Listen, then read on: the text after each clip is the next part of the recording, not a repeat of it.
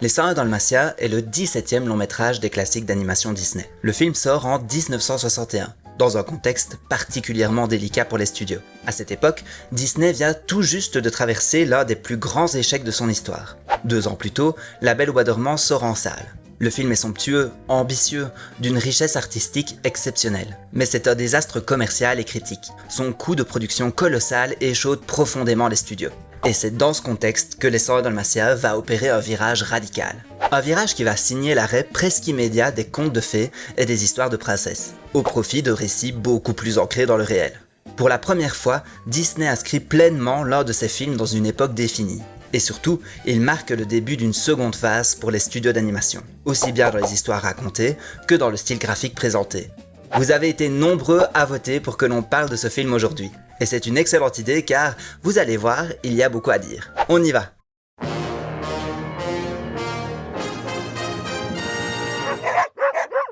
Après l'échec commercial et critique de La Belle au bois dormant, Walt Disney tire une conclusion claire. Les contes de fées retranscrits sur grand écran n'ont plus la cote. Et le public a changé. Le monde a changé. Et Disney n'a plus le luxe de produire des œuvres aussi coûteuses sans garantie de succès. Walt décide alors de changer radicalement les thèmes des productions suivantes. Fini, ou du moins mis en pause, les royaumes enchantés et les princesses idéalisées. Place à des récits plus contemporains, plus sobres, plus proches du quotidien. Et surtout, des œuvres créées grâce à des budgets plus réduits. Le Grand Patron, qui avait déjà commencé à se détourner des productions de longs métrages quelques années auparavant, se concentre désormais sur des secteurs plus porteurs à ses yeux, la télévision et les parcs à thème. Ainsi, les studios entrent dans une nouvelle ère. Une ère où les animateurs ont plus de liberté dans leur création. Walt reste bien évidemment celui qui valide les décisions finales, mais le processus offre bien plus de liberté aux membres du studio. On entre donc dans une nouvelle ère chez Disney. Une ère de renouveau, de remise en question, et qui est surtout basée sur une seule question. La branche animation va-t-elle survivre ? Une phrase prononcée par Walt lui-même durant la production va résonner en chacun jusqu'à la sortie du film. Je ne pense pas que nous puissions continuer. C'est trop cher. En parlant des longs métrages produits par la branche animation du studio, qu'il envisageait sérieusement de fermer.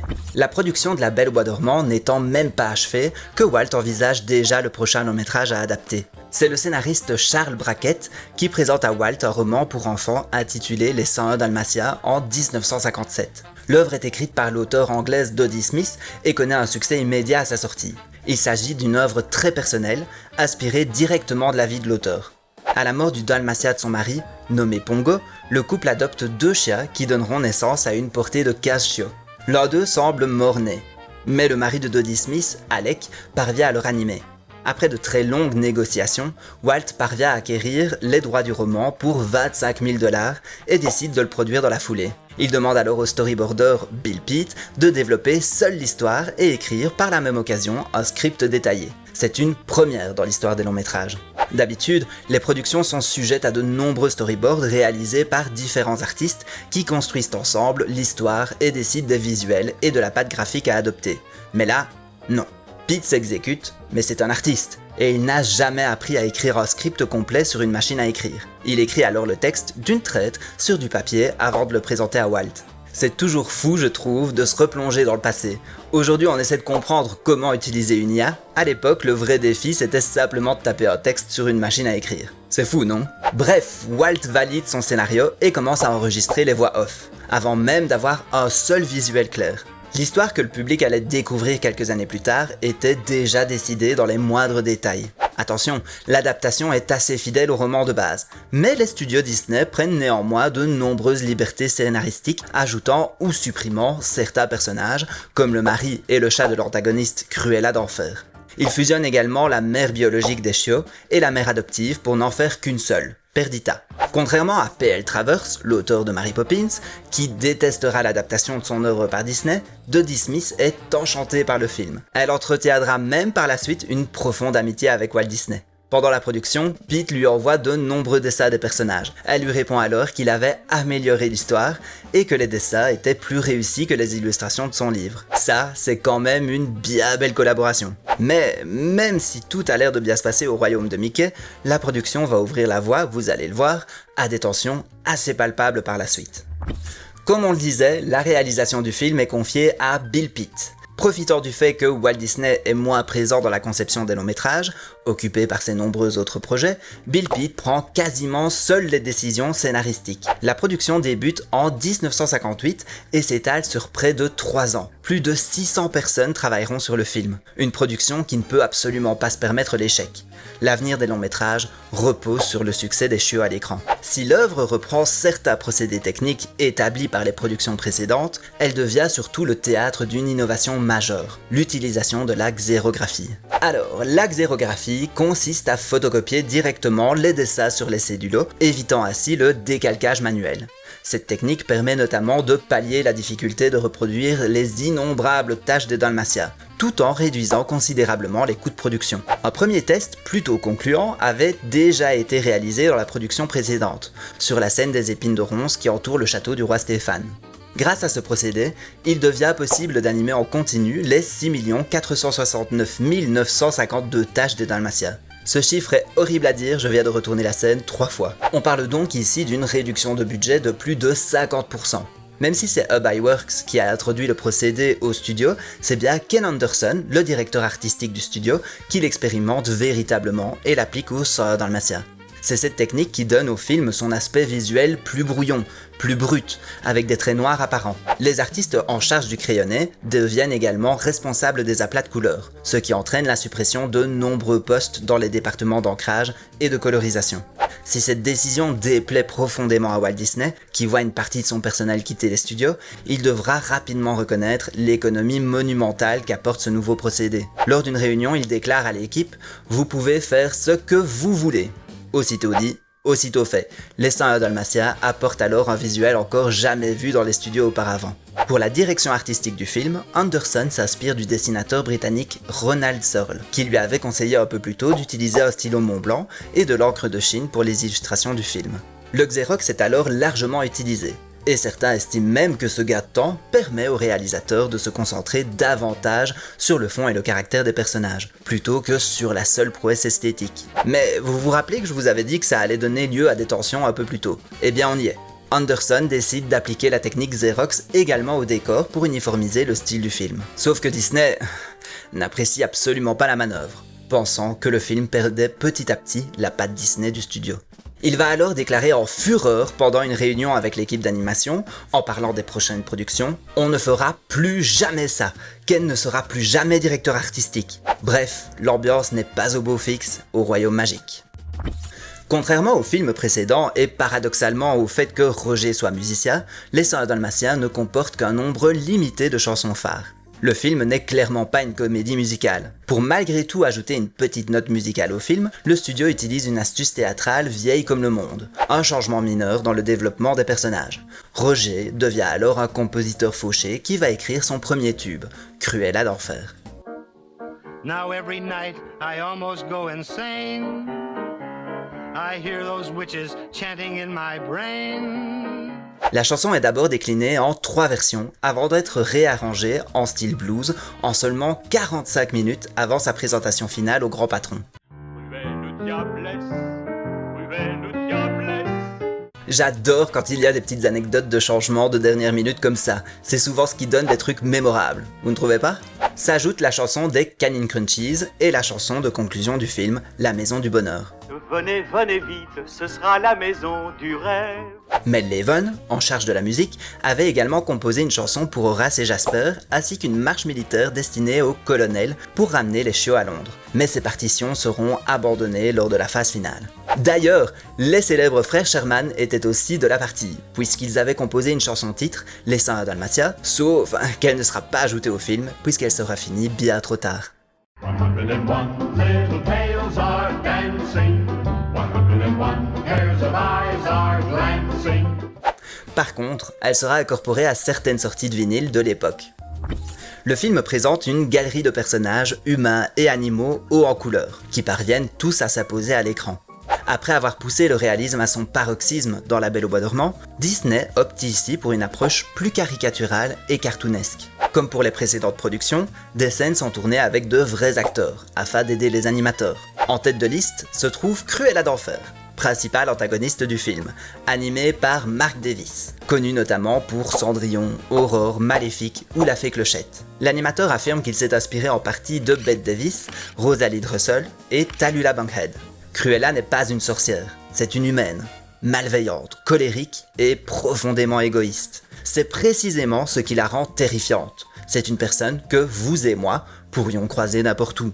Et que vous avez d'ailleurs peut-être déjà croisé. Dès sa première apparition suggérée, sa nature menaçante est évidente. Durant la chanson Cruella d'Enfer, son ombre se rapproche lentement de la porte d'entrée, renforçant son aura inquiétante. Sa silhouette malagre, son visage creusé, ses cheveux noirs et blancs et son porte-cigarette laissant traîner une fumée verdâtre soulignent ses gestes exagérés et dramatiques. Le duo de couleurs iconiques de ses cheveux sont directement repris du roman par Davis, mais l'animateur déclara plus tard qu'il a trouvé le style décoiffé dans de vieux magazines de coiffeurs de 1940 à 1960. Cruella ouvre la voie aux vilains à portée comique, comme Ursula, Médusa ou Madame Mime, en contraste avec les méchants plus sévères et intimidants des films précédents.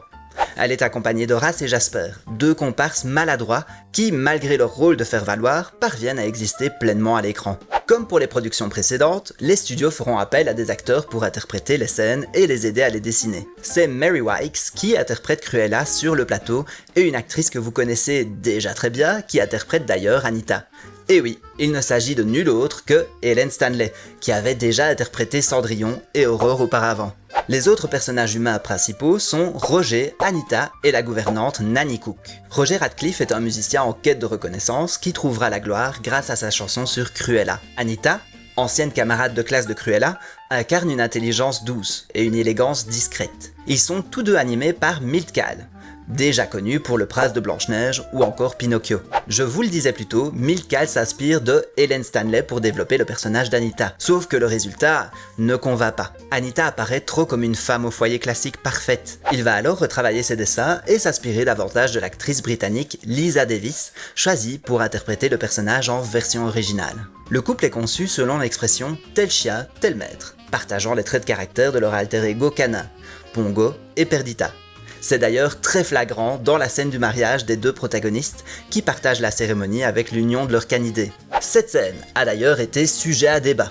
Les studios ayant peur d'un retour de flamme des chrétiens à la sortie du film, les symboles religieux de la cérémonie sont retirés pour développer une scène plus formelle et moins solennelle. Le dernier personnage marquant est Nanny Cook. Elle est courageuse et travailleuse et rappelle fortement Flora de La Belle au Bois dormant. Elle aide Perdita à mettre bas et tentera même d'arrêter Horace et Jasper.